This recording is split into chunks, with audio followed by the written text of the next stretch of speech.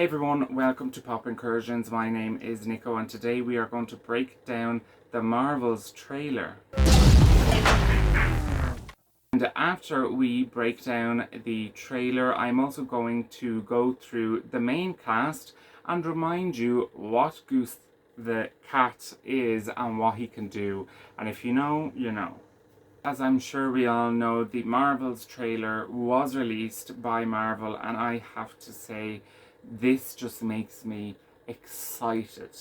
We then see Captain Marvel, or considering she's not in combat, Carol Danvers, in a spaceship going across space. Now, I can't really make out for certain what the planet is or the planet in the distance is. Marvel hasn't really been, good to show us maps or diagrams of exactly where these planets are in these movies, like in The Guardians and in Infinity War and Endgame and Captain Marvel, and even Asgard and Jotunheim. We see them, but we have no idea where in the galaxy it is, whether it's close to Earth or not, and exactly where it is. So there's no true way to tell. Now, I will say, though, that this is an amazing shot, and it just looks beautiful. The planet, the broken up asteroids and moons that forms the ring. We then hear Nick Fury's voice. Carol Danvers, prodigal child of the Milky Way. And this is kind of good writing to say that. A prodigal child is basically a child that left their parents to do something that their parents don't approve of, but then feels sorry and return back to their parents. We also hear Carol's voice, and we hear her say, Nick Fury, my favourite one-eyed man of intrigue. And while they're speaking to one another, we get a glimpse of the spaceship Carol is in, and this looks to be Carol's home. I'm really, really liking that they finally gave Carol a ship, because we're so used to Carol just flying by herself in space. Now it actually looks quite cozy, and I'm sure that this is kind of an attempt to ground us in this very out-of-the-world setting. We then see what looks to be Carol Danvers' kitchen, and we just see normal things, bowls, utensils, kitchen appliances, and it's a nice touch because it's reminding us that yes, Carol is a superhero with these amazing powers, but she is a human at heart, and just like every other human on the planet, she needs to eat, she needs to sleep, and do all the other normal things a human does to survive and to live. We also see Nick Fury on Saber. Now, Saber was obviously mentioned in Secret Invasion because when Fury returned to Earth for the first time since he went up there, there was a bit of trouble with Rhodey and the President because he wasn't supposed to leave. What do you mean he left Saber? He had no approval to leave, and as the President at the time said, Djinn Fury is building out the most complex aerospace defense system in the history of mankind. This is a big thing because we have seen extraterrestrials invading Earth for some reason or another, and only now are they getting around to actually saying, oh, we should probably do something about this, because we obviously had, back in 1995, we had the Skrulls and the Kree come to Earth. In 2012, we had the Chitauri and Loki, and actually before that we had Thor coming to New Mexico from Asgard. And then, of course, we also have Infinity War with Thanos and his army and the Black Order visit Earth, and the same thing happens in Endgame. And most recently, in Guardians of the Galaxy Volume 3, we see Peter Quill returning to Earth. And actually in the Guardians Christmas special, we saw them visit Earth as well. And given the massive absence of the Avengers in Phase 4 and in this current phase, they don't really have any other choice. Now we also get a little look at the more cozier parts of Carol's ship, and we see a photo of Monica Rambeau, who was Carol's best friend and colleague in the airbase. And we see her in the same shot that we would have seen in Captain Marvel, where she's on the airbase and she's getting ready on the tarmac to go aboard her plane. And then we see a photo of Monica and a newspaper clipping. Now, I tried my best to read it, but this is so far what I could make out. The article is headed with Local Louisianan shoots for the stars. A local Louisianan woman has set her sights on the stars after graduating from Rice University with a doctorate in philosophy in physics and aeronautics. Monica Rambeau has completed her astronaut training, and then I couldn't really read all of it, but then it says, and will embark on her mission to the ... couldn't make it out. Rambeau says that since she was 11 years old, and then it ends with the local girl grew up in Louisiana with her mother Maria, a USA EA graduate. So it's basically, you know, a newspaper clipping of when the local paper did a piece on Monica graduating and becoming an astronaut. And mentioning Louisiana also reminds us that Monica and Maria are from the same state as Sam, the new Captain America. Fury asks Carol, how goes it out there? And Carol says, I know. Cold, no air, space. We see Goose, the Flurken that we met in Captain Marvel. We see Carol jumping out of the ship with Goose on her shoulder. The next thing we see is Carol flying above the clouds and towards this very tall building that doesn't look Earth-like. It looks very much so like Kree design and architecture. And we hear the voice of Dar-Benn. Captain Marvel, the Annihilator. And then we see Carol engulfed in her powers again as she flies across the planet. We then see Dar-Benn open a bangle and place it on her wrist. And we see Dar-Benn using the Cosmi-Rod to make it blast or possibly activate the bangle. You took everything from me. And now I'm returning the favor. Now, this is obviously extremely significant because Miss Marvel, this bangle, not only unlocked her powers, it has the potential to return the Djinn or the Clandestines back to their own dimension.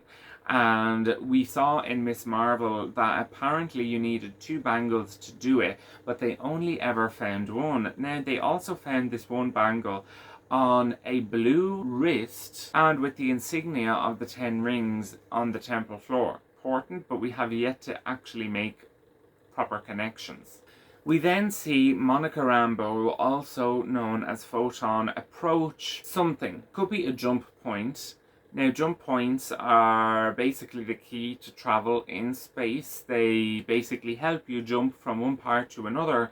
And we can see Monica Rambeau touching the light. If you don't know, you should go back and watch Wandavision, because this is where we see Monica get her powers for the first time. We then see Carol doing the same thing, touching this possible jump point. She is not with Monica, so it looks like this point is connected to somewhere else, and Captain Marvel is touching the opposite end of it. So is it a jump point, or is it something a bit more serious than that? We have yet to see. But when they both touch the light, both of them get blasted backwards. This is the first time we see all 3 of them all swap places for the first time. We then see Jersey City, and Carol and Monica are in the sitting room of Kamala Khan's house.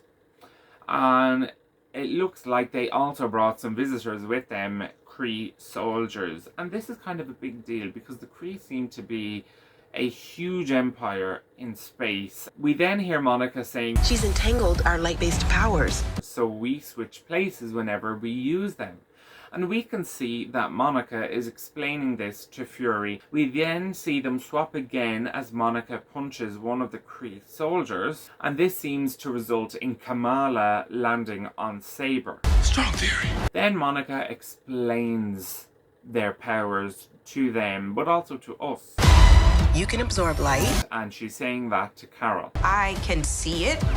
Monica can see light, and we see that she's elsewhere now, but her eyes have changed where she can see the light. And Kamala, and Carol says, who's Kamala? Kamala? Who's Kamala? And then we hear Kamala saying, Hi. Kamala seems to be on Saber, so I think she's really saying hello to Fury. And then we can hear Monica say, She can turn light into physical matter, which I have never heard of. but we can see that Monica is explaining this to Kamala's parents, Muniba and Yusuf, and her brother Amir, who we saw got married in Miss Marvel. Oh my god!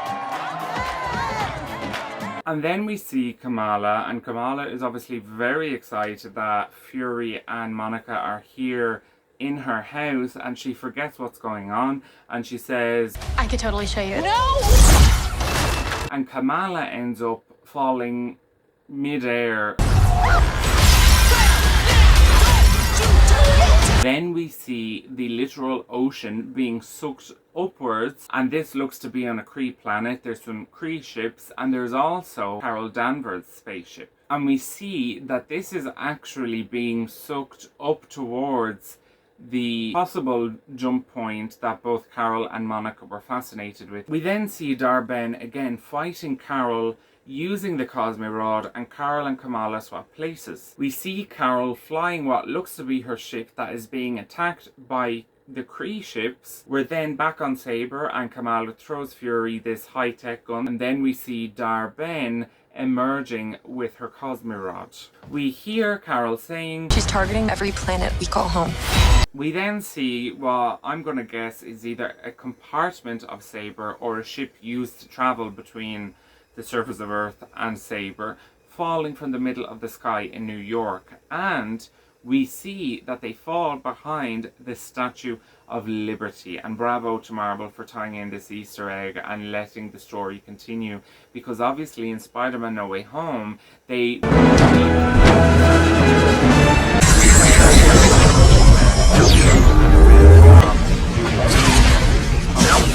and we see that it is copper, which then obviously implies that they finished it with Captain America's shield staying on it, despite what happened in No Way Home. I'm just editing, and one thing that I completely forgot about is that in the show Miss Marvel, we get a glimpse of the Statue of Liberty, and she's holding the torch, not the shield. But if you look here in the trailer, the position that one of the corners of the statue looks very much so like the shield. According to the timeline, Spider-Man No Way Home took place in 2024, while Miss Marvel took place in 2025. It would make no sense for it to be renovated or in the process of renovating it in Spider-Man No Way Home, and then the next time we see it in Miss Marvel, there's no scaffolding, no construction, it's in its copper colour, but it's holding a torch. However, I am very intrigued to find out, and to try and find out why was it like that in Miss Marvel if Miss Marvel happens after the events of Spider-Man No Way Home. Please feel free to help me theorise and give me your theories in the comments below. By the way, I cannot recommend watching Miss Marvel enough. It's a really good show, and if I am correct, which I believe I am, it has also been the series that has gotten the most awards compared to the other Marvel Disney Plus series. It gives me the same vibe as Peter Parker in Homecoming and Far From Home, in school, friends, energetic, enthusiastic, being young, but also having this coming of age like story. We then see Fury on Saber with a lot of sword agents that seem very confused or stunned, I'm not quite sure what to call it. Fury is also wearing some sort of shirt that seems to tie in or have kind of roots in Asian culture. I'm not really sure whether this is actually originating from Earth or whether it's on the Kree planet, because we see a big dance number coming up and they're all wearing clothing that seem to be inspired by Asian culture. We then hear Carol say, I would never choose to bring anybody into this. when she's saying that, we see Kamala Khan, who's kind of out of breath, but behind them there's this like grey black kind of whirling particles, dust, and it's very windy. Also, it's important to note that in the background we can actually see Skrulls, and of course Skrulls were integral to the part of Captain Marvel, and we see them now in Secret Invasion, that over 1 million of them are on Earth, and some factions of them have decided that they're going to take the world over. If you're not watching Secret Invasion, I cannot recommend it enough. Let's party, shall we? Then we see this big dance number where we see Park Seo-Joon's new character dancing with Carol, and Marvel have been very secretive about what role he is playing, and I have heard a lot of different things of he could be this person or this person or this person. But I think this is pretty significant because we really haven't seen Carol in this sort of more intimate, vulnerable type of situation. What I will say is that somehow a Funko Pop collector who subscribes to the Funko Pop Collector Core boxes received their Marvels box very early, and it ended up spoiling who that character is. Or, well, maybe not like 100%, but very likely who that character is. But I'm not going to spoil it. You are not the only thing standing between us and the universe. And when she's saying that, she's speaking to Carol, and they seem to be inside the spaceship, I'm gonna guess, and it's raining outside. See Kamala go up to Monica and give her a hug, and she seems a little bit sad or tired, or maybe both, and Carol is also there. From the background, it looks like they are again in Carol's spaceship. And then we see a bunch of kittens floating in some compartment or ship in space. And this obviously links to what we saw in the teaser trailer, which was basically a Flurken army. And this obviously insinuates that there are going to be Flurkittens.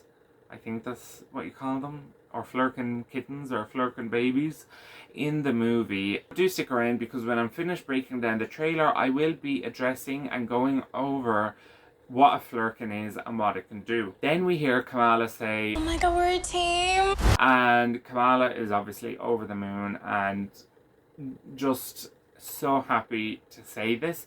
And we see Carol kind of smile, and I don't know if she's like shocked, surprised, but I know it's in a happy way. She probably never thought she'd be in a team, because I mean, we remember Avengers, Infinity War and Endgame. She pretty much likes to do things solo if she can. Before you didn't have me. Hey, new girl. Everybody in this room is about that superhero life. We see Carol flying, and then we see Monica or Photon flying, and as well is engulfed in her own energy. And this seems to be the first time that we see Photon like this. And it also seems to look like this is her most powerful she's ever been. She starts Captain Marvel's iconic phrase by saying, we jump to Kamala fighting on Saber, and Kamala says, Further. and of course, Carol finishes the iconic line with, Faster. and we can see that they're all fighting as a team against Dar-Benn, and it seems to look like they are finally in sync, where they can all use their powers not only for themselves but to help each other as a team to get the best result. We then hear Fury saying, Who's a good kitty goose? we then jump to that same corridor we saw Kamala in, and this is the first time Kamala experiences what Goose can do. And we then jump to, I can't. Can you? I got it. they seem to be on Saber, and there's alarms going off, there's a red light, and there's a bunch of sword agents running around, so I think it's related to that. Now, because we've seen sword agents in this trailer, it then makes sense as to how Photon, or Monica Rambeau, got the colours and the design of her costume, because they're extremely similar, and we saw something like this as well in Wandavision. I'm going to go through what Flurkens are and what they can do. Now, this information was also from a few comics, and Marvel actually released a Flurken 101 video, so I'm going to leave that in the description below. So, Flurkens are alien creatures that resemble Earth cats in appearance and behaviour. They can understand cognitive communication. Who's a good kitty goose? However, if muzzled, a Flurken can be as harmless as an ordinary house cat from Earth. Now, they're not entirely like cats, because they lay eggs instead of carrying their fetus inside them. When open, a Flurken's mouth reveal a large wall of fanged teeth, and a cluster of massive sprawling tentacles. They have a pocket dimension within them that can store quite a lot, and they can draw upon anything within their pocket dimension that they may need or want, as well as being able to teleport using their pocket dimensions, although apparently this process is very messy. But this is why we have seen Goose able to eat soldiers whole and eat the Tesseract. But we have seen in Captain Marvel in one of the end credit scenes that Goose actually threw up the Tesseract on Fury's desk. What we also know from Captain Marvel is that a scratch from a Flurken can cause severe tissue damage and scarring, and this is exactly what we saw when Nick Fury got scratched by Goose and lost the function of his eye, and after 3 decades we can still see the scarring. I'm really looking forward to the Marvels. It really looks like a great cosmic adventure. The 3 actresses seem to really have some good chemistry, and they do look like the perfect team. And this is actually something that I feel like we haven't really got recently with Marvel. Like, yes, it's serious and it has its stakes, but for the most part it's fun, it's funny, and it's an adventure. And we've seen adventures, we've seen high stakes, but they've often been very heavy, like in Guardians of the Galaxy 3, Secret Invasion, in Quantumania. It wasn't the same type of humour as we're seeing in this trailer. And that's all we've gotten this year. So I'm quite excited. It seems to be a little bit different from what we've been getting, and it seems to be quite promising. Well, that is it from me today, everyone. Thank you so much for watching, and do let me know in the comments below what you're looking forward to in the Marvels, and make sure to give us a like and hit that subscribe button for more. I've recently released 2 videos about Secret Invasion, one of which goes into the powers that the Super Skrulls have, and I've also reviewed a Funko Pop, and do stick around because I will be doing more with Funko Pops as well, including getting some of the San Diego Comic-Con's exclusive Funko Pops, and I really hope the postman is not late for that. Thank you so much for watching, and I will see you next time. This is NICO at Pop Incursions.